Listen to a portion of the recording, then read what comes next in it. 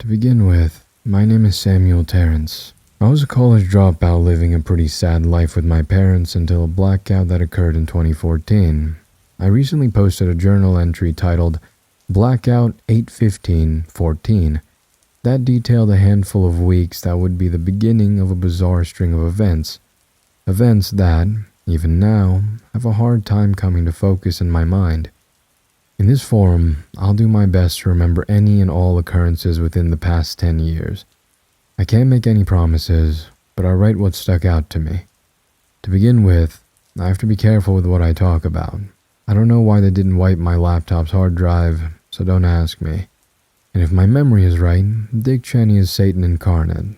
My last update was Cryptic, a standalone post that gained a bit of traction. It's taken a few months since my quote-unquote reappearance to recall, reflect, and do some research placing into perspective what exactly I've been through, hence the wait. In 2014, I began to journal a bizarre experience I was having during a blackout. Somehow, after this blackout hit my hometown, I found myself completely alone. No people, animals, or outside connections. From what I remember and have recorded, almost everything living had disappeared without my knowing. A mean windstorm had hovered in the vicinity of my town for as long as I was experiencing this phenomenon. Looking back, I would have gone mad if it hadn't been for a walkie-talkie system that somehow broke through my isolation and put me in contact with my friend, Lori. I came to find he was experiencing the exact same thing as I was. After some time of talking, we both witnessed and came into close contact with a set of rectangular-shaped objects that made us both physically ill. I was somehow able to escape this situation. To answer an obvious question early on, Lori is still missing to this day. I haven't talked directly to his family as of the time I'm writing this, but I've been aiding in his search the best I can. On the flip side, the story of the blackout goes like this. On August 14th, 2014, a blackout hit my city. It was resolved within the next 4 days. Supposedly, crime rates rose due to the loss of power and turned into what authorities dubbed as a series of, quote, connected kidnappings, end quote.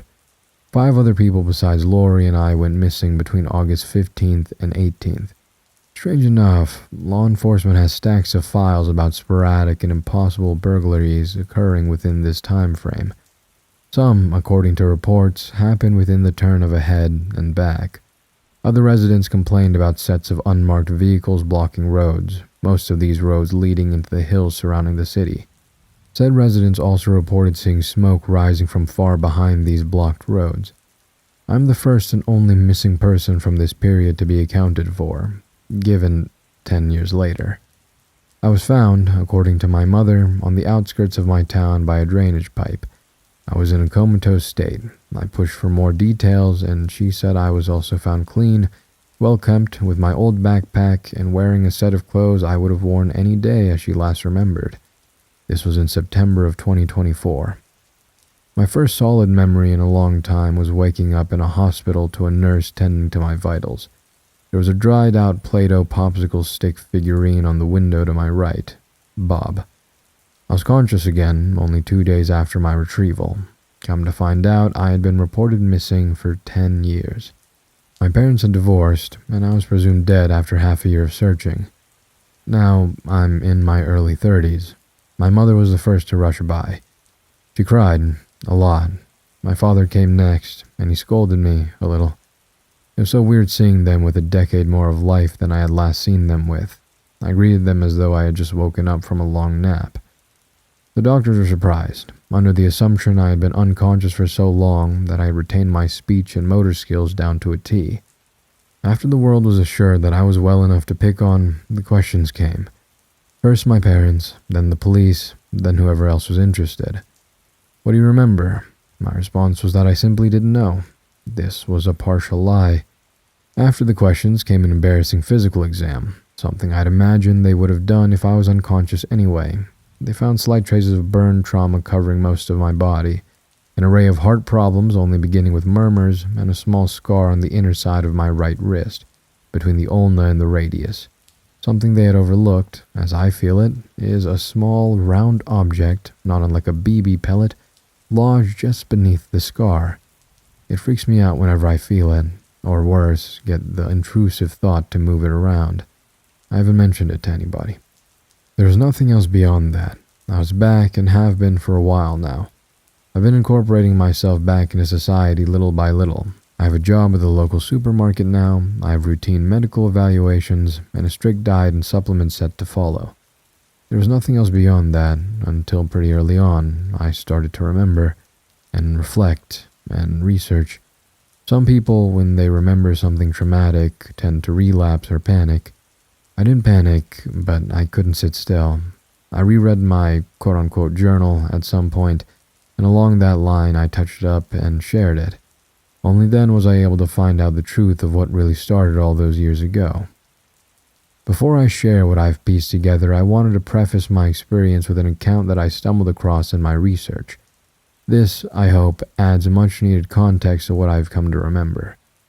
The first sighting was on Easter Sunday of 1971. It began with the family of a man named J.E. Wilson. According to the online report I read, it was approximately mid-afternoon, and the family, mother, young son, young daughter, grandparents, nieces, nephews, and other extended family, had begun their yearly Easter traditions. After an hour of grilling, the family went about to set up their annual egg hunt. The daughter, along with one of the nieces, had seen it first. The two were lingering by the edge of the backyard near a tree line when the daughter screamed. J.E. Wilson and his brother-in-law ran over immediately and pulled the children away, suspecting a coyote problem that the Wilsons had been dealing with for some time. J.E. was confused when he saw a pair of red lights under the dark of the canopy. His daughter, brother-in-law, and niece retreated as the object came into focus, gliding towards J.E. He described it as a dark rectangular prism, black and shiny like, quote, used motor oil, end quote, roughly 10 feet tall. It had two red eyes, J.E. described them as looking more like tail lights, that grew brighter in intensity as it approached. The objects hovered 3 to 4 feet above the ground and seemingly, quote, warmed the air, end quote, around it. When it was less than 10 feet away from J.E., it stopped moving and focused the lights from its, quote-unquote, eyes onto him. When it had finished doing that, Wilson said it emitted a brilliant, quick flash of light that resulted in intense heat and a sound that he compared to a flashbulb. The brush in the general vicinity proceeded to burst into flames. J.E. recalled he was in too much pain to notice the object retreat. The family filled this gap in his statement, stating that the object disappeared just as slowly as J.E. said it had approached. Police were called and a small investigation took place. Nothing definitive was found besides burnt brush on the forest edge, according to a police officer I talked to, an older man and friend of my father who's worked as a deputy at the time. The Wilsons had moved out of town shortly after this encounter, no explanation given. This report was in an online forum. It disappeared a day after I print-screened the full text, not the report, but the whole forum site. If J.E. Wilson was still alive, I hope to contact him someday. If this is seen through, my communication with him will hopefully be recorded in my next post. I firmly believe that my written encounters in 2014 were with something consistent in both Wilson's sighting and what I would come to remember after I wrote my journal. With this out of the way, here's my account starting on September 7th, 2014. This was when I had stopped typing. The following is imperfect and based solely on my memory. Whether these memories were dreams, visions, or something else, that is for the reader to decide. I hold steadfast that my experience, as much as it is hard to admit, was very real and agrees with the beyond. After finishing the last bit of my journal, I closed my laptop and went down the tunnel leading out of town. This was, in my mind, at the time, the only option I had to escape whatever anomaly I was experiencing. I had a flashlight that ran on batteries the width of my thumb, and I used it indiscriminately for whatever light it actually gave. I was walking for a long time. I don't remember being afraid of the dark ahead, but the growing darkness behind me. I kept looking back towards the beginning of the tunnel to see if one of those god-awful things was following me. I never saw anything. I was at least an hour on foot to the other side of the tunnel, a travel I had taken for granted by car. I was upset when I saw that the other side was just as unoccupied as the city was. The tunnel drops off at a rural set of running hills. This should have been expected. The sky was much, much darker, still daytime, and the wind was strong enough to push my balance. All of my surroundings were way too saturated with color, leading me to think something was wrong with my eyes. I turned to my right, and there was something large and dark hovering at least 10 feet above the ground, close to me. Whatever this thing was, it looked like one of the rectangles, way elongated and with a cube sitting on its top. The cube had 2 lights on 2 of its faces versus 2 lights on one of its faces. I didn't get too good of a look beyond that. It wasn't there 1 second, then the next, it was. My vision tunneled either out of fear or the will of the object observing me. Then I blacked out. I woke up on a cold table in a monochrome dimly lit room. Everything was dull metal like a dark stainless steel. There's an ambient vibrance that filled the area. This might have been an industrial fan. Behind this, I could hear feet shuffling around me. My vision was painfully nearsighted when I had woken up, and didn't get any better as I tried to bring things into focus. From what I could garner, there were 3 people surrounding me. All 3 appeared, from my vantage point, as complete silhouettes. One of them reached out and dangled something in front of my face. This was Dad's Walkman. The voice that asked me, "What is this?" wasn't spoken aloud. It was ringing in my head, and the tone sounded indifferent. It took a moment for me to concentrate on what I was saying. I couldn't tell you why, but I screamed like hell when I saw the speaker's hand holding the Walkman with long, spindly fingers. The skin was pale and there wasn't any fingernails. Starting at the wrist and going beyond was a form-fitting black sleeve. His hand was not normal. When I screamed, my head was jerked back to the table and my jaw spasmed shut. I couldn't make much noise after that. I saw them take a tape from somewhere, probably my book bag, and try their best to put it in the Walkman. They did this as a show for me. They made sure it was right in my sights. The song choice alone made me want to thrash around more than I already was. Only the good die young. The one that had spoken to me watched with dark bug eyes as I jerked my head around. My neck was the only part of my body that I could move. The memory quit sometime after the song started. Next, I remember waking up on another table. I knew this wasn't the same room because the wall to my right was gone. There was a tall hallway going out from this missing wall as far as I could see. It looked like the back room of a grocery store, stripped of its pallet racks. My vision was normal again, and I could move my body. Naturally, I got up and walked. The rooms I'd woken up in, including the first one, were much more sleek and clean over the rest of the compound. The facilities were clean, but I distinctly remember these 2 rooms being much more pristine. I don't remember many details about the actual hallways, other than the dark gray blandness and how high the ceiling was. Sometimes the ceiling would duck, stay that way for a while, then find its way back up. There were occasionally doors. There was even one close to the room I had woken up in. All of them were locked and reinforced, and nothing budged. It didn't take long for me to get extremely bored with this. Over the course of my stroll, I never got tired, hungry, or thirsty. I must have been walking for at least a month. I didn't see anybody or anything.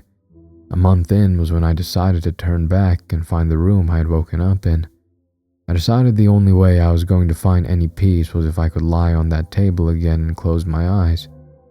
It was less than a month back, not even a week. I knew some shortcuts at that point. When I got to the expanse where I could finally see the open wall, I noticed that the door closest to where I had woken up was open. The metal bars holding it shut were retracted, and the door was resting on the adjacent wall. Inside was a clean, large storage room with no extensions, only fluorescent lights in the high ceiling. On the center floor was a tall rectangular prism. I stopped myself for a moment when I realized what I was looking at. There it was, in a room with a doorway too small for it to leave. Its eyes were dark, and it looked deactivated. To that, I simply blacked out, shut the door over the best I could, and laid down on the table I found myself on in the beginning. It was oddly comfortable, and I fell asleep instantly. Next, I remember a handful of visions. They're all disconnected, and may have been years apart. I don't remember what led up to them, or what happened after them. Whatever stuck out in my mind, I'm writing down. First, I walked up to a door and looked into a room. I did not have any motor control. I had a feeling that all of these movements were pre-programmed. This room was pristine, like the previous two I mentioned. In this room were 3 or 4, probably 4 figures. They were tall and thin, all holding what looked like skinny sledgehammers with both of their hands. They were raising the hammers above their heads and bringing them down to a shattered object on the ground. I recognized a strap from Dad's Walkman. They were moving fast, and all of their movements were blurry. One of them phased up to me. It didn't walk or run, it just floated towards me really, really fast. I got a good look at its face. Its head was shaped like an upside-down teardrop, and it had large, slanted eyes, pale skin, slightly bluish, no ears or hair, and a small mouth and nose. It bared these sharp little teeth at me. Its head turned slowly as it spoke right into my head. Blasphemy. Then it zipped back to the circle and began working with its sledgehammer again. The next 3 visions are interchangeable. I've not been able to pin a timeline on them. This one I'm almost sure was a dream. It began in a dark place. It was cold, but I could hear summertime bugs. I could only see about 10 feet out in front of me whichever way I looked. There were lampposts, but they and their light were only visible when I got right up to them. I remember hearing something large rummaging in the dark. It wasn't running or walking heavy. It was rummaging, and it knew I was there. It could see me walking around, but I couldn't see it. I remember panicking at some point and running to a bench. I laid down and thought I could play dead, so I closed my eyes and waited. I knew exactly what it was going to do when it walked up to me. I could feel it pressing down on my chest with massive hands. I squinted my eyes just enough so I could see what it was. It had thick arms with white fur that extended into the dark above me. Beyond that, I could see a pair of little glowing eyes. They were orange and had black pupils that might as well have been the rest of the darkness. I closed my eyes again as it let out an airy growl. This one might have been a dream. I was in another room. This one was way too bright. A person, this thing was for sure a person, slid something to me on a table. I picked it up and said something along the lines of, "What is this?" My question wasn't answered, and I don't remember what exactly the object looked like. It was box-shaped, from what I remember. When it went to set the object down, it stuck to my fingers. When I complained, it vibrated like a tick gum pack you might get at a novelty store. I yelled as it wouldn't come off my fingers and the vibration was uncomfortable. The more I yelled, the more it buzzed me, so I stopped yelling. The man, I'm sure it was a man, leaned forward. He was wearing a surgeon's mask, black suit, and face-fitting sunglasses. The mask was moving up and down, and he was laughing. I said, "What's up with you?" He stopped laughing and reached forward. He had on blue medical gloves that were too small. He pulled a little object off of my fingers, set it back down on the table, and stared at me too long for comfort. Then he started laughing again. This one wasn't a quote-unquote dream in the sense that the others quote-unquote were. Here, I was looking down at a gap between one of the reinforced doors in the concrete floor. There was something wiggling freakishly from underneath it. The movements almost felt playful. It was, as far as I could tell, a set of long, pale fingers. These did not scare me as the others did. These felt different. They disappeared after a second of wiggling, then they reappeared, sliding something under the door. It was a slip of paper, and I reached for it. Just as I got close to catching it, the fingers in the paper slipped back under the door. They reappeared a second later. This time, the paper had writing. I reached for it, and it slipped back in. The next time I was prepared. I had my hand hovering over the spot where the hand would appear. In the split second before I smacked my hand down, I saw the paper had different writing. The moment my hand touched its hand, I knew the truth without even reading the paper. I laughed a little to myself and let go as it slunk back under. This one was my friend. I smile, thinking about it now, and all of the uncertainty and emptiness I felt in that state. Something for the first time since Lori interacted with me. Not talked to me, not looked at me, or used me, but interacted with me. This jumped to another disconnected memory too vague for me to describe in detail. This one was in a dark room and it felt like a vision test with patterns of light instead of a letter pyramid. I don't remember my surroundings or what the patterns were, but I do remember a large machine being pressed against my face, like a vision test. My next solid memory started in a low-ceiling hallway, not dissimilar to the ones I found myself wandering around in towards the beginning of my experience.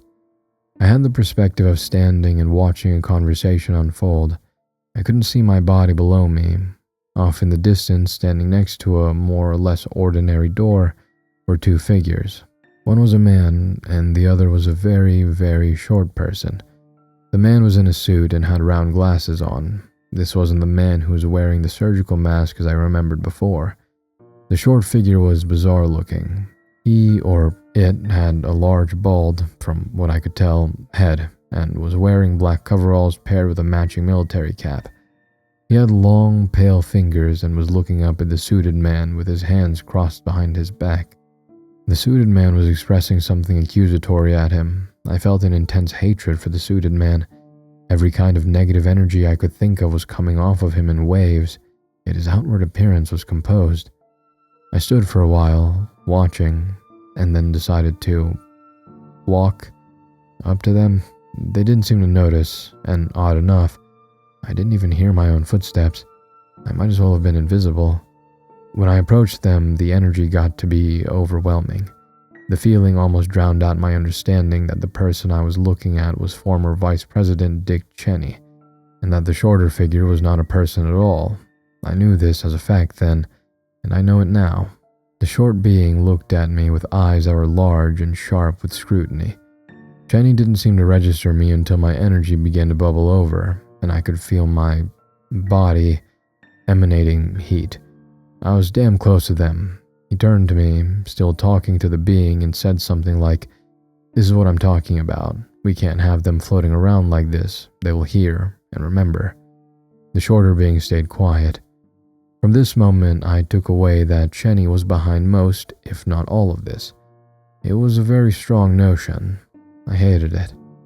I retreated back from the conversation and lost consciousness when the short being lifted his hand towards me. Then, there were people in surgical masks around me. I could feel that a point in the center of my forehead was open. It didn't hurt, but I could feel pressure. They were working with needles. Cheney was standing to my right, looking content, but not smiling. I hated that man like hell. I was getting a download to my brain that kept telling me it's him. It's his fault. I didn't have enough energy to put up with the surgeons or him, so I just lolled off. When I woke up next, something did hurt. My right wrist, lower back, and both of my knees. Nothing from my forehead. I was standing up in the center of a small, dark room lit by an orangey, incandescent light bulb. This was the first time I registered my age. I've always been thin. Here I was more filled out. Not padded, but healthy. I knew I wasn't old, but rather older. I was well groomed. My hair had been shaved, nails clipped, and on my face, I could feel stubble. I was used to it being patchy. For once, I wasn't wearing a windbreaker and jeans. I was in a hospital gown. My skin, once irritated and patchy with sores, looked long-healed. I was standing there looking at this ratty door. There's not a handle on the inside, but there was a sliding cover at eye level, like you would see in a prison. Just as I'm thinking of this sliding cover, it opens, and I run up to it. There was somebody looking through it. Their eyes were dark and large. "You're awake." "Am? I have your stuff." "Thank you." It didn't have to, but at this point the person raised their head and positioned their mouth over the opening. "You're welcome." It had a small mouth and sharp teeth. It was one of the teardrop people. It noticed that I noticed what it was. "Please don't be scared." But I am. "Don't. I'm going to open the door, but you better not run." Is that a threat? "We'll see." It opened the door and stood in front of me, full-figured. It blurred itself so I didn't have to look at it directly. The only features I could see clearly were its eyes. It proceeded to glide down the hallway to my right, and I followed it. I wasn't scared then. It was tall, but it was also gangly. If it tried anything, I could probably help myself. "Who are you?" "I'm Jerry." "Jerry? You have a name?" "Might as well. You just thought of that name." It wasn't my idea. What's your real name? Just follow me. JFM? Sure. Jerry Fitzgerald Martin. Sure. I like that. I kept following Jerry down the hallway until he opened a door on our left and went in. This room was bright in lighting and color. As far as I could tell, it was a locker room. He floated over to and opened a locker. Jerry took my book bag and a set of folded clothes out. They're clean. Thank you. He handed the clothes to me and set the book bag down on a bench. You're wearing coveralls? Yes. What are you? As much of you as anybody else. Are you a ghost? Not quite. You're not human, are you? Not in the way you think of it, no. An angel? Not really. Jerry paused and reached behind his back. He pulled my laptop out of thin air and put it into my book bag, tapping it with his forefinger. You'll need this, trust me. I will. You will. I put my clothes on as Jerry picked up my book bag and held it. When I was dressed, I put my arms out scarecrow style as he put the book bag over my shoulders.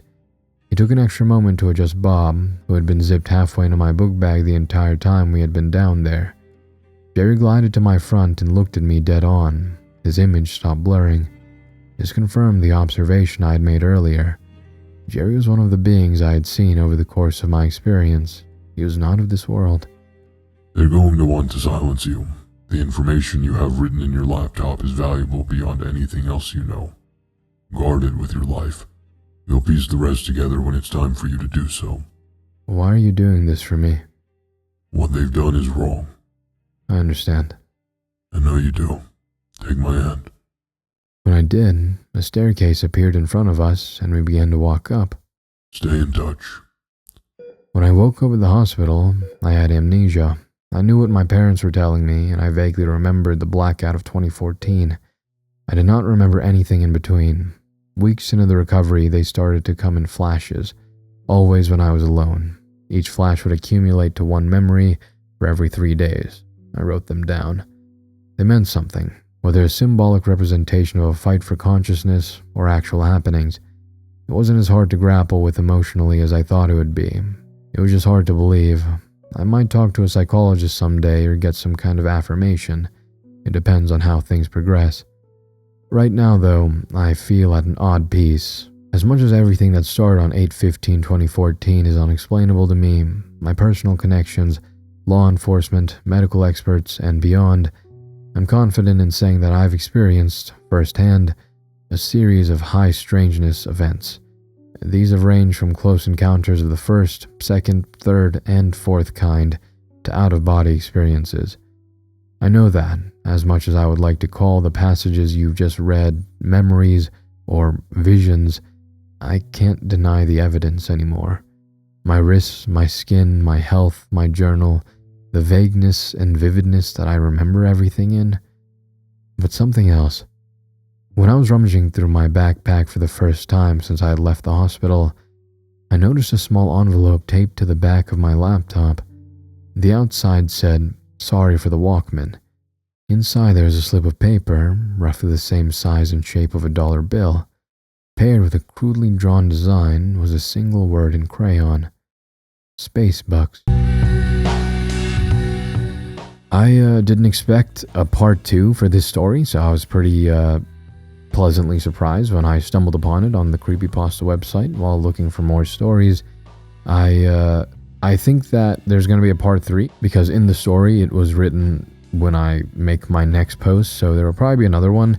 But this part, it feels like a bit of a bridge, a bit of building up to something that's going to happen in upcoming parts.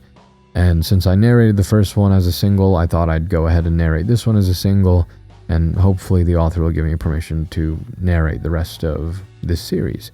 And I'm really curious to see how it goes. It seems a little esoteric and ethereal right now.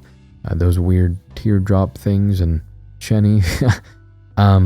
So hopefully you enjoyed this, and hopefully you're excited for the next part. Thank you all for listening. Hopefully you hit all the buttons below. I will see you in the next. Ego Volt Anima Vestra.